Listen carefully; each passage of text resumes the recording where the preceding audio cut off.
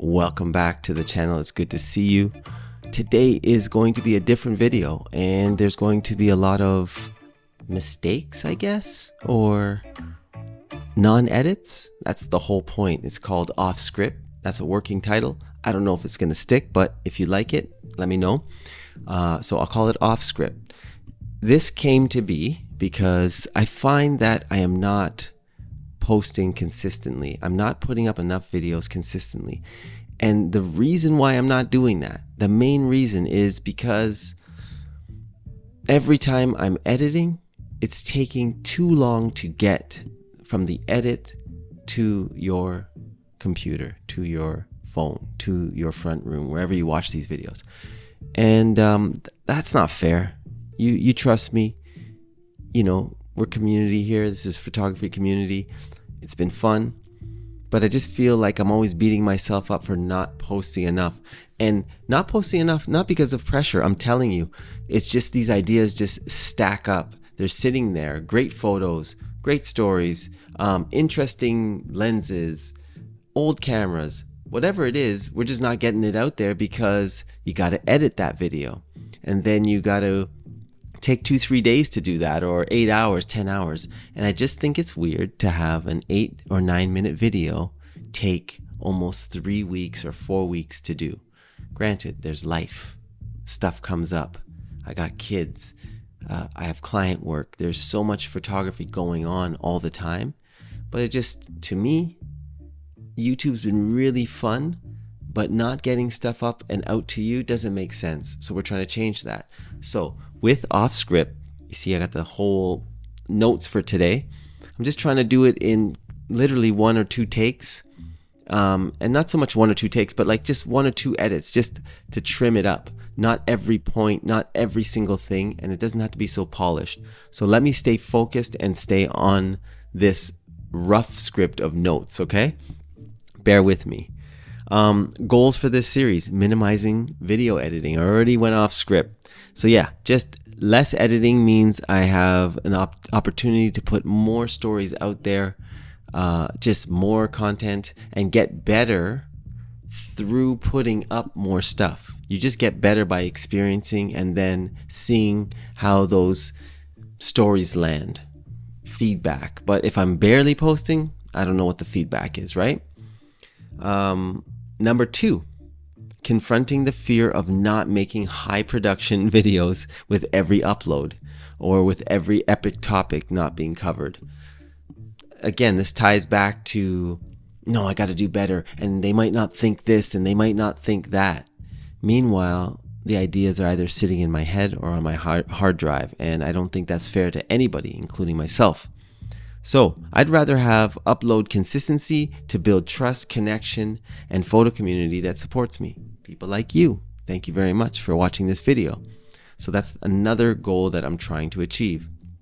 Number 3, public speaking. Improve my public speaking, or my on-camera speaking. The ums, the ahs, the likes, a lot of it is because there's no, clarity and focus of thought. Or there is more clear. See?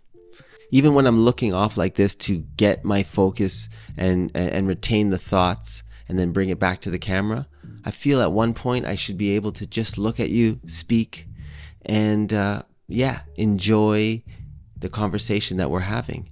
Potentially or eventually do a live stream where you're asking me questions and then we're just having a conversation. Even when I say live stream, I'm more chill because I know that you're talking to me and I'm talking to you. It's not a one-way conversation. So you got to start somewhere. All right. So what will continue? Well, structure is still important. B-roll still serves a purpose, and more talking head. So you'll be seeing this face with less B-roll and stuff, but I hope that means that we can have a conversation as opposed to having this highly polished, finished video by a quote-unquote video photo guru. No, it's easier if I'm just myself, and if you like the production quality and you have some ideas that can help me, get better at that, please share. Over time, the channel grows and then I don't have the capacity, then yeah, I would hire an editor, but I'm not even close to that. I just want to get the ideas out. So this is what we're doing. All right. Other topics covered.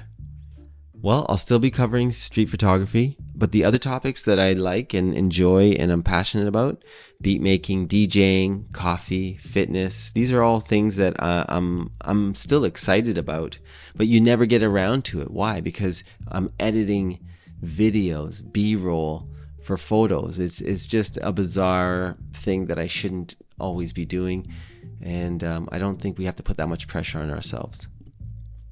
So, conclusion. Yep, that's it. The conclusion of this new format that I'm trying out. Share more of my personality, my likes, my passions in and outside of photography. So that's it. I hope you're cool with that. If you're not, I understand. There's lots of photography channels. This is just something that I'm doing so I can get better and be more in touch with who I am and not take life so serious. Just make photos, share stories, build community, and learn from one another. All right, that's done. So maybe I'll cut here so I can tell you about today's episode, what we're going to talk about. So let's do that.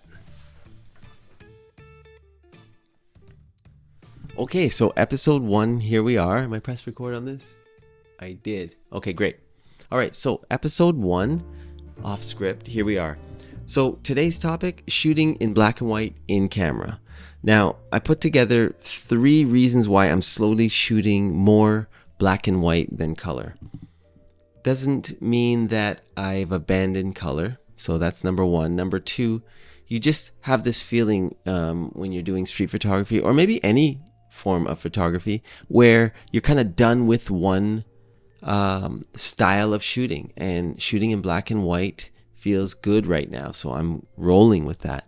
And shooting in color, I mean, it's what it always is, which is awesome, but at some point you just get tired of it. Well, at least I do. So let's talk about the 3 reasons I'm slowly shooting more black and white than color, but I'd love to hear what you think and what you're shooting, okay? We'll talk about that in a sec. So point number 1, black and white helps you tell a story with more clarity since you're not distracted by all these colors and these things around you. And I feel that's true. You might not think about it because we see in color, so everything around you is just what it is, but it can be a distraction, and sometimes you can get discouraged. I can only speak for myself, but I see all these things, amazing colors. I want to shoot this, I want to shoot that. And then ultimately I say, oh man, I missed this, I missed that. What happened? And it's because I'm thinking too much when I'm shooting. So black and white does give you that focus to just get out there and shoot in camera in black and white. Number 2, we don't see in black and white, so it's almost like black and white is a fantasy world. If you really think about it, we see in color. So when you are creating black and white images, it's magical. There's something special. That's part of the allure of shooting in black and white. And then maybe if you shoot in film, you add another layer of that. So wow, it can be really special. I'm just thinking about it, and I'll throw some images up on the screen. Since we're not doing too many edits, we're just going to add a few pieces of B-roll, but that is part of the intrigue of shooting in black and white over color, where you're just focused and you're in like a magical space. So point number 3, shooting in camera in black and white shifts your mindset to seek black and white moments. This is just more of an intention. Before you go out, you have your camera in black and white. And even though it's an amazing sunny day and maybe you're going to the beach and you're just going to see colors everywhere, you're going to see vintage cars, just acknowledge that you're going to see all of those things. But you're trying to do something that you're not that good at, or you're trying to improve on something that you're not that good at, or maybe you're great at it, but you're trying to not fall into the trap of FOMO, just thinking that you're missing every type of moment. And here is the nice safety net. If you decide to shoot in black and white, shoot in RAW and JPEG. This way, you can go home and you still have your RAW image in color, but you'll have this black and white image that you took in real time, that you saw through the viewfinder in black and white. That could, be something really special. I think it's a practice. You can even challenge yourself. 7 days, 15 days, whatever, 30 days. People do a year, or they never switch back from black and white. So I don't know where I'm at with how long I'll do it, but as I look at the prints or the images that I want to print, more and more they are black and white. It doesn't mean it's going to be like that forever, but that's how I feel right now. Okay, so we're at the summary now. Here we go. Black and white or color? What do you prefer? I really want to know. And if there's enough interest in this series, then I will continue to do these off script, pretty short videos in terms of editing and getting it to you, that it can be more frequent. Therefore, we can have more conversations. I will be more connected to you. And if there's interest, then we will stream. We will talk in real time. And that, I think, will be special. So thanks for tuning in.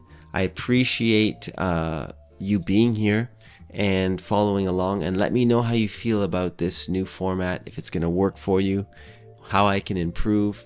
I just need your feedback. I would appreciate your feedback. Until the next video. Okay, looks like we're done there.